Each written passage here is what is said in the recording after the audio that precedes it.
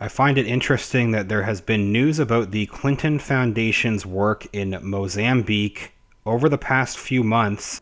At the same time, President Trump's administration has been arresting several officials from the government of Mozambique and other banking officials as part of a separate, massive fraud scheme.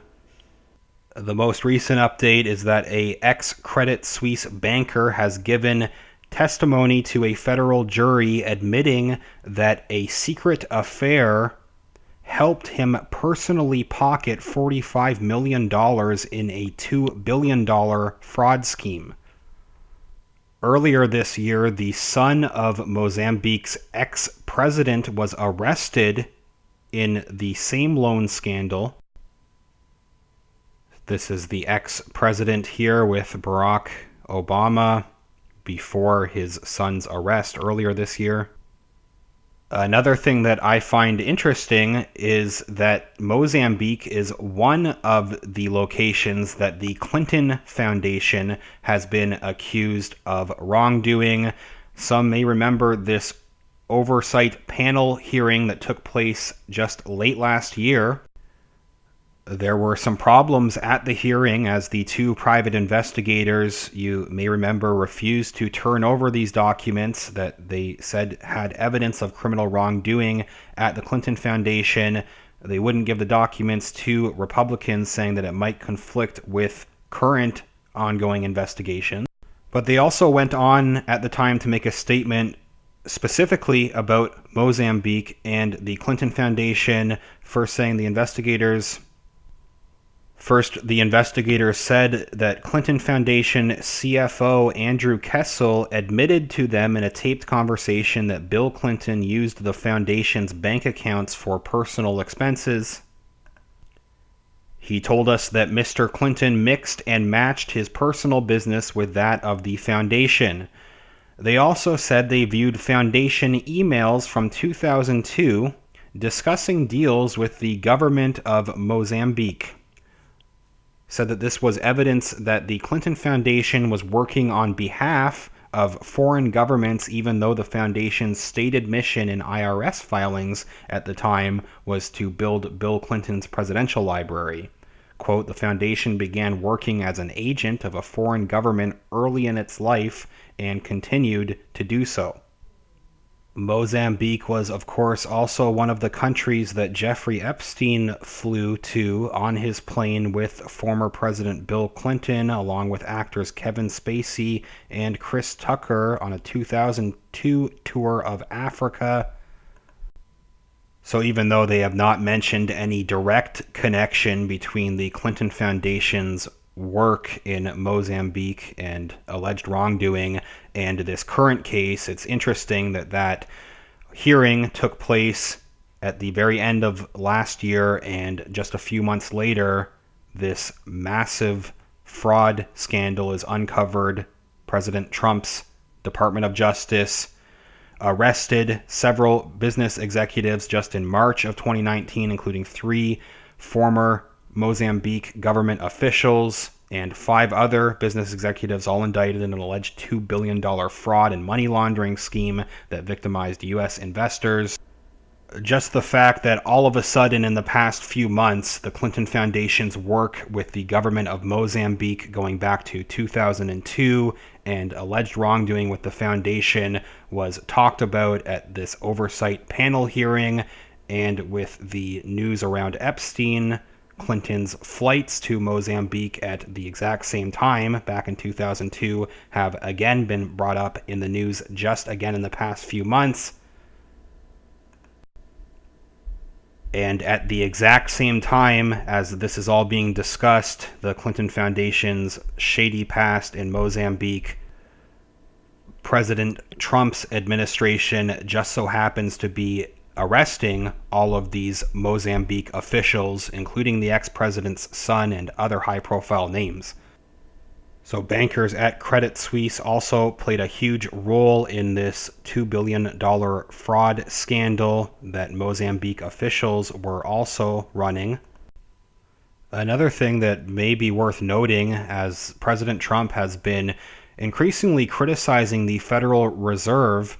Credit Suisse, on their own YouTube page, they actually had to disable the like and dislike bar on this video, with Janet Yellen responding to President Trump's criticism of the Federal Reserve and criticizing the president, saying that it was unfortunate and that he should not continue or it may undermine confidence in the Federal Reserve.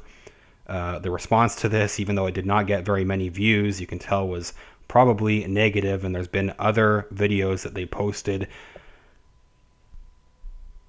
that have had similar themes of defending the Federal Reserve and trying to criticize President Trump for calling out the Fed.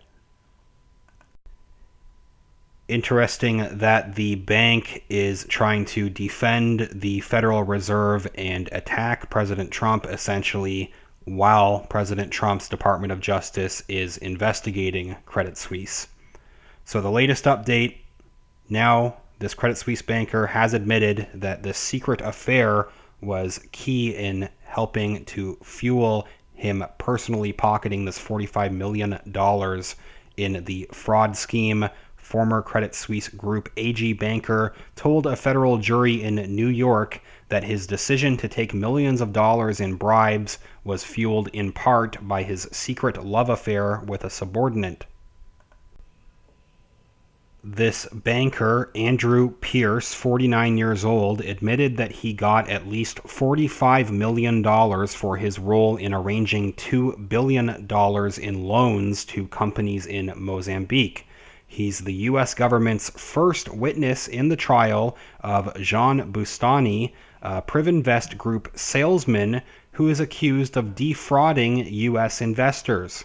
Pierce testified Thursday that while sitting by a pool at a hotel in Maputo, Mozambique, in 2013, Bustani offered him a bribe in exchange for lower transaction fees Credit Suisse would charge on a loan. Quote, "I remember it clearly because it was the first time in my life I'd been offered a kickback."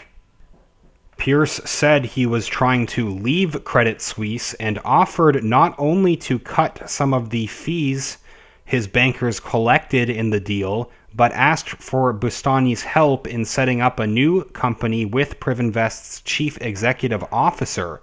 Those decisions were spurred by his affair with Detalina Subiva, a Credit Suisse banker who was junior to him, Pierce said.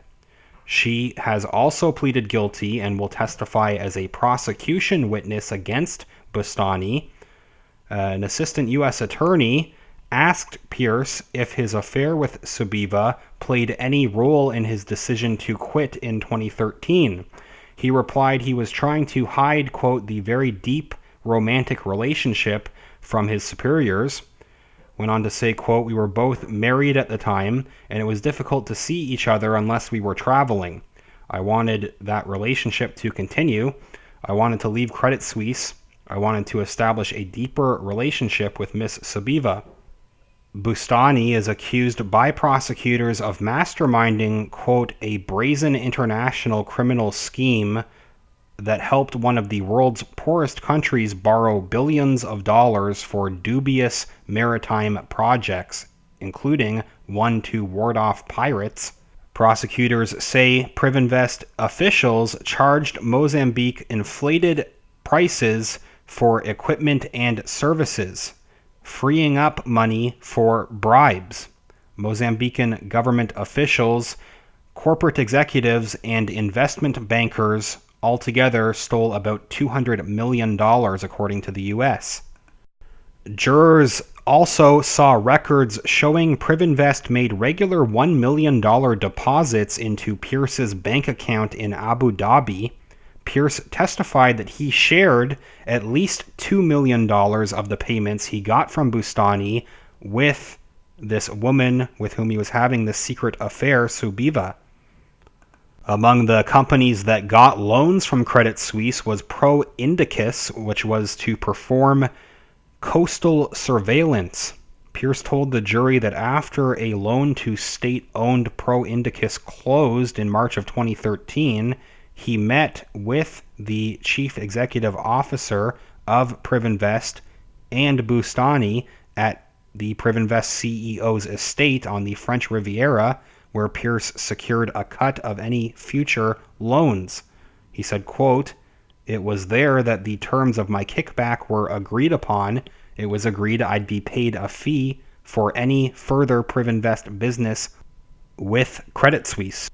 The Mozambique loans were arranged by Credit Suisse and the Russian bank VTB Group. The money was supposed to be used for tuna fishing operations, shipyards, and the coastal security system, but those projects never happened, prosecutors said. Mozambique sued the chief executive officer from Privinvest for fraud in August. A spokesman said at the time that the entrepreneur denies any wrongdoing and that the English courts have no jurisdiction over him. Also, Mozambique's former president's son had been arrested in February in connection with the loan scandal. Pierce testified late Wednesday that Boustany told him Privinvest also paid a $2 million bribe to a senior banker at VTB who worked on Mozambican loans. So just the latest news in this ongoing investigation against Credit Suisse. Interesting that the bank is making these statements against President Trump as President Trump's Justice Department is investigating the bank, and also these ties in the scandal to the government of Mozambique, all these Mozambican officials that took bribes in this case. It's all happening at the same time that just in the last few months, all of the Clinton Foundation's work in Mozambique going back to 2002, it's suddenly being talked about in the news again.